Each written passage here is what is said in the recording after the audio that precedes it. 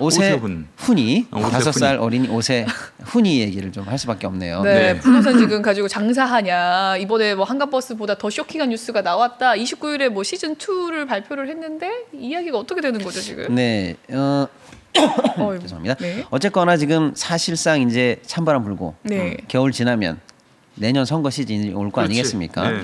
뭐 지금까지 한 게 뭐 있어요, 오세훈 시장이 한 것도 없고 네. 이번에 그 한강 수상 버스 그 관련해 가지고 뭐 어마어마한 예산이 지금 현재 지금 뭐 낭비되고 있다라는 비판이 일고 있지 않습니까? 출퇴근용이라고 했다가 뭐 예. 1시간 아니면 갈 거리를 3시간씩 걸리는. 그러니까요. 네. 지금 멈춰 있어요 또. 출근을 2시간 넘게 가는 사람이 어딨습니까? 3시간이요, 3시간. 3시간. 네. 아니 그러니까 이제 기본적으로 이제 저 오세훈을 보면 항상 느끼는 게 아니 너무 물을 좋아합니다. 네. 물에 대한 집착.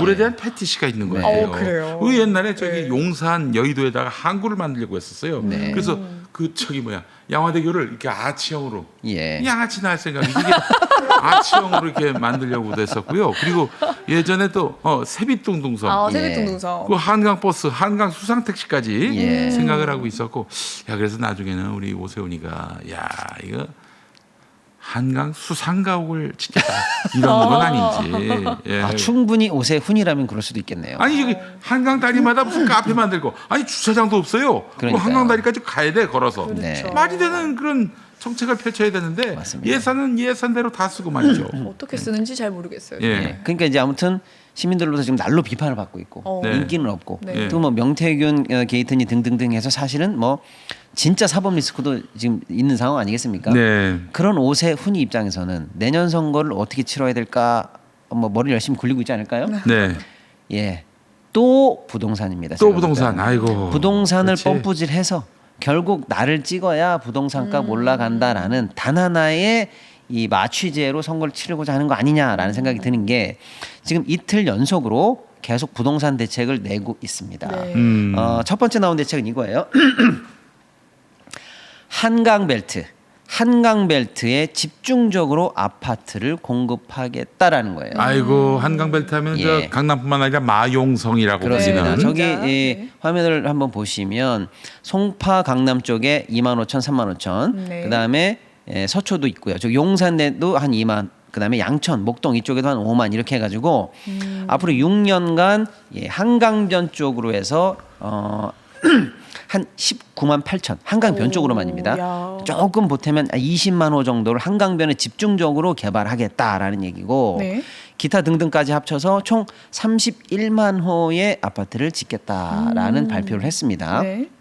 그러면서 2031년까지 착공 31만 호, 35년까지 37.7만 호를 준공시키겠다라는 얘기를 지금 하고 있어요. 네. 예. 그러면서 어떻게 넌 그게 가능하냐라고 하니까 빨리 하면 되지라고 하면서 신통기획 시즌 2라는 얘기를 발표한 겁니다. 그러니까 정리하면 어마어마한 물량 공세를 내가 해내겠다. 그리고 속도전을 가미하겠다. 네. 요 두 가지 섞인 얘기를 일단 아파트 관련한 대책으로 오세훈이가 냈다라는 거예요. 아니 근데 한강변에 땅이 있어요? 땅 없을 텐데. 없죠. 그러면 수상가옥이야. 수상가옥밖에 없어요. 그렇게 깊은 그러니까요. 뜻이에요. 빽빽한데. 한강 매립으로 가든지 네. 수상가옥으로 가겠다는 얘기네요. 안 되면은 저 한강 그 수상버스에다가 집을 짓는 그런 방식으로 네. 가지 않을까. 예. 예. 이제 국제적으로 보면 얼마나 이제 이게 말이 안 되는 얘기냐면 일단은 이 신통기획에서 빨리 이 내용을 단축하겠다라는 건데 그러면 그동안에 이 재건축이라든지 재개발을 하기 위한 절차들이 있어요. 있죠. 예를 들어서 뭐 조합을 구성해야 되고 추진위를 구성해야 되고 관련한 사업을 뭐 정부랑 서울시랑 협의를 해야 되고 네. 도시계획이라든지 각종 건축계획이라든지 이런 게 다 통과가 돼야 되고 네. 재건축 안전 다 통과돼야 되고 그런 게 됐다 쳐도 네. 사업성이 또 나와야 되고 네. 철거해야 되고 할 일이 얼마나 많습니까? 지금 현재 기준으로 평균 이런 절차가 스무스하게 구성된다라고 하면 조금 뻥 좀 보태서 한 13, 14년 걸립니다. 시작하면. 네. 근데 요거를 실제 시장에서 그렇게 예상하는데 네. 이제 시작하면은요. 근데 지금 오세훈이는 그거를 당기겠다라는 얘기예요. 네. 그래서 자기가 예를 들어서 뭐 심사를 뭐 2건 할 거를 동시에 하면 되지 뭐 이런 거죠. 뭐 예를 절차를 뭐 안전진단이라든지 간소화시키고 환경진단을 예를 든 겁니다. 예. 그 원래 한 번 하면 그 다음에 통과인데 이걸 그렇게 한 번에 통과하지. 뭐 이런 식으로 더블 심사 뭐 이런 네, 거죠. 네. 그다음에 주민 동의랑 또 무슨 동의랑 뭐 같이 있으면 같이 해버려 뭐 이런 거고. 예.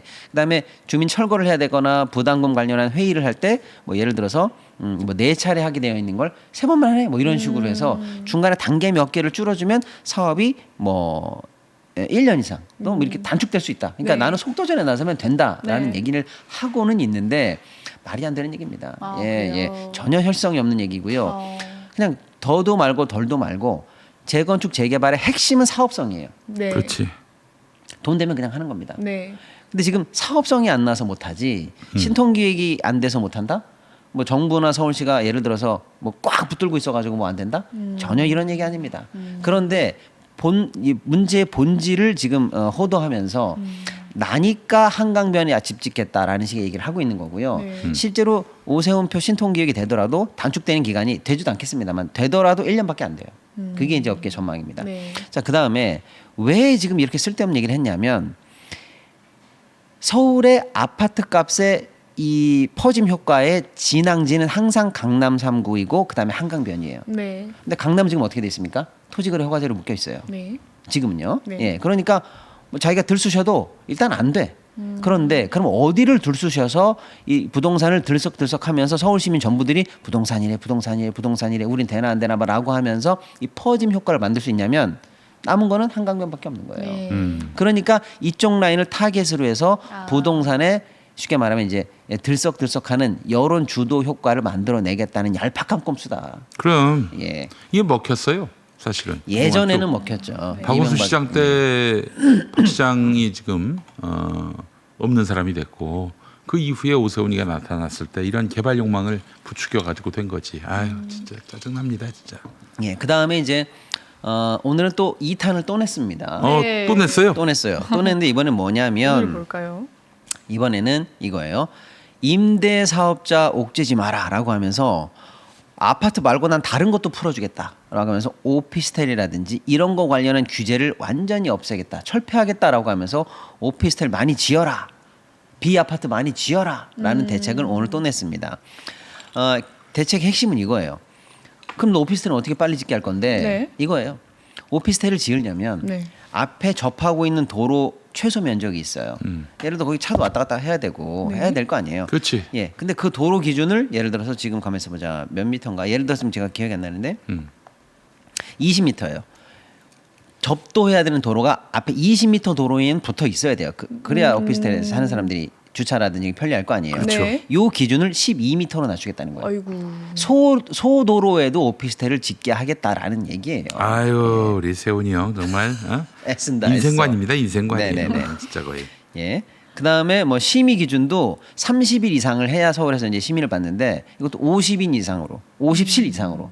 그럼 뭐예요? 50실 이하, 30실 이상 요 단계에서는 그동안 규제에다 이렇게 심의 대상이었는데 그걸 빼겠다는 거예요. 아. 예. 날림으로 이면도로 이런 데 막 지어버려 이런 얘기예요. 아 그럴 수 있겠네. 네네네네. 문제가 그거네. 예. 그리고 거기에 들어가는 대출 제한도 풀어야 된다. 네. 임대업자에게 지원도 해야 된다라는 얘기를 하고 있는 겁니다. 그러니까 이 두 가지 정책 엊그제 나온 거랑 오늘 나온 얘기를 다 합치면 뭐예요? 서울 전체 한강변 아파트 때려줘. 그리고 곳곳에 이면도로에 오피스텔 때려줘. 예, 규제 다 풀어줄게. 부동산 공화국으로 가. 그래서 너나 나나 할 거 없는 부동산 얘기들만 하라고. 그러면서 나의 실정은 잊어줘. 아. 라고 하는 예, 서울 시민을 정말 물로 보는 마취용 환강용 뻥공약이 이제 시작됐다. 이번에 저는 이렇게 보고 있는 한강버스 겁니다. 때문에 더 급하게 좀 내놓은 것 같은 그렇습니다. 기분이 드네요. 네. 근데 이제 문제는 이런 대책이 당장도 물론 말이 안 되고 하지만 정부가 내고 있는 대책과도 엇박자를 내고 있다는 거예요. 아 중앙정부하고 그렇습니다. 완전 반대의 그렇죠. 정책이죠. 정부는 지금 6.27 대책도 강력하게 내놨고요. 네. 또 9.7 대책도 내놓으면서 집값이 튀는지 안 튀는지 상세하게 현재 모니터링을 하고 있는 중이고 네. 국토부 장관은 여차하면 뭐 세금 문제도 개인 생각이다 이렇게 전제로 밝혔습니다만 장관 입장은 아니다 이런 조건을 달긴 했습니다만 보유세 등등등도 언급을 하면서 네. 뭐 이런 식으로 뭐 집값이 쓸데없이 튀는 것들은 철저하게 모니터링하겠다는 걸 계속 내고 있어요. 네. 그런데 오세훈이는 정부 입장과 가는 반대로 가는 지금 네. 얘기를 하기 때문에 저 자체가 정부 입장과 배치된다는 것만으로도 저 정책은 현실성이 없다는 거예요. 그러니까 이제 그렇겠네요. 전형적인 선거용 뻥공약이 이제 나오기 시작했다. 이렇게 봐야 될 것 같습니다. 그러니까요. 국토부와의 이 의견이 합치가 되지 않는 상황에서 그냥 혼자 떠들어대는. 근데 저는 기분이 나쁜 게 예전에 이명박이 때 뉴타운 광풍이 불면서 네. 여기저기서 뉴타운 안 한다고 그러면 다 낙선되고 우리도 뉴타운 해줘 이렇게 막 손들면서 그때 이제 사실은 이 당시 새누리당이었는지 뭐 국힘이었는지 아무튼 이쪽에 광풍이 오면서 싹쓸이를 했거든요. 또 부동산에 기대어 선거를 하려고 한다라는 게 일단 우린 의도가 읽히지만 지금 서울시의 진정한 발전을 바라는 이 수많은 우리 서울 시민들을 네. 문외화적으로 보고 있는 거 아닌가 저는 그렇게 보는 거예요. 내가 집값 올려준다고 이렇게 뻥만 치면 날 찍겠지라는 시민 무시 공약이 아닌가 저는 그런 생각이 듭니다. 그동안 사실 솔직히 얘기해서 무시당할 일들을 많이 했었어요. 우리 시민들이 솔직히 얘기해서. 예. 아유, 왜냐하면 정말 참. 지금 너 오피스텔 그렇게 때려줘서 뭐 할 건데라고 하니까 네. 명분을 또 이렇게 삼아요. 예, 아파트에 못 들어가는 청년층이나 서민층은 그럼 어디서 살라는 거냐? 전세 사기도 많이 당하셨고 뭐 이런 얘기하면서 그 사람들을 살기 위한 신규 대책으로 주거공간 대책으로 난 이런 걸 짓겠다라고 이제 헛소리를 하는데 정작 서울시가 그동안 그러면 서민 주거 대책용 예산을 얼마나 성립시키고 진정성 있게 해왔느냐. 예를 들어서 우리가 그때 기억나실 거예요. 윤석열이 일기 때 그때 물난리 많이 나가지고 그때 정말 안타깝게도 반지하 이런 쪽에서 사망 사고도 많이 났었고요. 그때 정부와 서울시가 뭐라고 발표했습니까?